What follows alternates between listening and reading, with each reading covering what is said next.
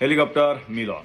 আমি নকল প্রতিরোধ করার জন্য নিজ পকেটের পয়সা দিয়ে হেলিকপ্টার রেন্ট করলাম। আমি জানি তোমরা সবাই ওরা দেখে অনেক অনেক ভয় পাও, বাট লোকটা কিন্তু অ্যাকচুয়ালি এত ভয় পাওয়ার মতো না।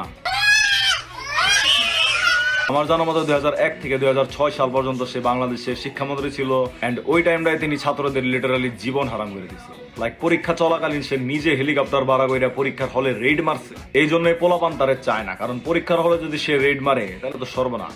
ওয়েল, আমাদের দেশটাই এমন, কেউ যদি খুব খারাপ কাজ করে তারা তো কেউ দেখতে পারেই না, কেউ যদি খুব ভালো কাজও করে তারা কেউ দেখতে পারে না। এন্ড তুই তারা দেখে ভয় পাস কারণ তুই পড়াশোনা করস না। একবার ভাব, যারা অ্যাকচুয়ালি পড়াশোনা করে এন্ড কলেজের ফার্স্ট বা ওরা যখন পরীক্ষার হলে যায় এন্ড অন্য ছাত্ররা ওদেরটা দেখে লিখে ওদের থেকে বেশি নাম্বার পায়, তাহলে এই জিনিসটা ওদের জন্য খারাপ হইলো না? এন্ড এহসানুল হক মিলন, যারা আমরা হেলিকপ্টার মিলন বলি, তার একটা জিনিস আমার খুবই ভালো লাগে, যেটা হলো তার ডেডিকেশন। লাইক এই সময়ও তিনি যেভাবে পরীক্ষার হলে ঢুকতেছে, ভাই হ্যাটস অফ।